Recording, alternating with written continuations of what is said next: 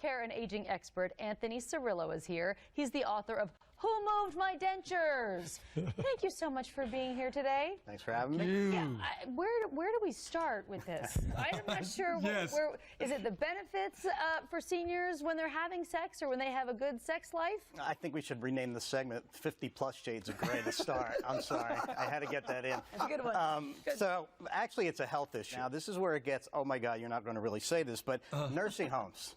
Talk to me. Okay, 250 residents in a Texas nursing home were interviewed, and 8% had sexual relations the month before. Journal of Clinical Geriatrics, 90% of nursing home residents that they interviewed had sexual fantasies. Now we laugh, and believe me, at Rotary this morning when I said I was going to cover this topic, I got skewered.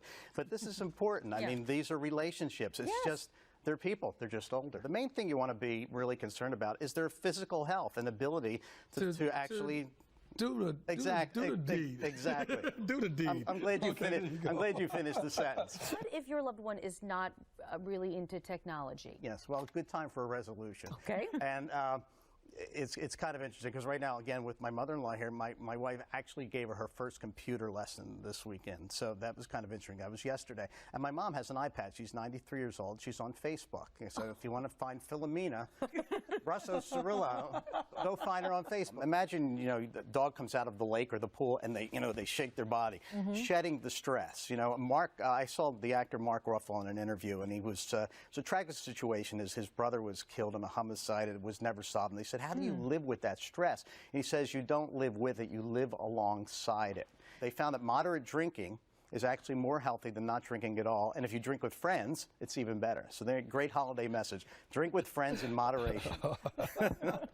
I like the way you think. It is the holidays, and you do want to enjoy the holidays, so you don't want to cause a lot of controversy, but you do want to pay attention and notice and be able to just start a conversation around maybe if these are becoming issues. We'd rather not think about it. We're sort of in denial about it. You say that is not the right answer.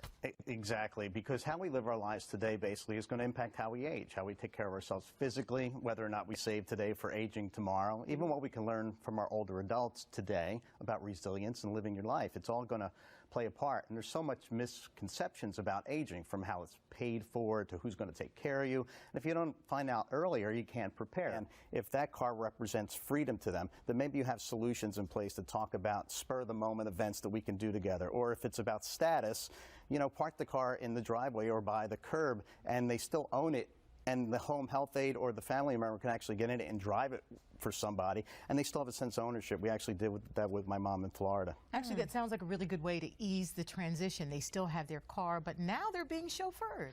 There's another one called Unfrazzle. This is pretty new. It's a guy named Rajiv Meida. He's a former NASA scientist. This one's really good because it does help caregivers take better care of themselves, because you actually keep a journal of your own health while you're taking care of somebody else's health as well. Okay. So that really keeps you honest, because caregiver health deteriorates in some caregivers, as my sister, pre-deceased. They're the one they're taking care of, and that happens more than you think. It's not healthcare reform, it's access for more people into the system.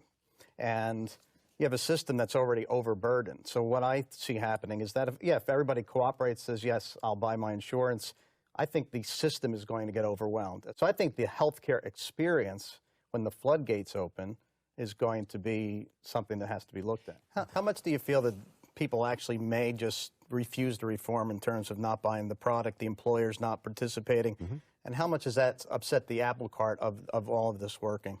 Well, that's a very important question, and therein lies one of our concerns. We talked a little bit about medical tourism and this idea of people going overseas for healthcare. You have an initiative with that, and I'd love to hear more about it. We think we're one of the leaders in the United States on this. We've actually set up a separate company, Companion Global Health Services.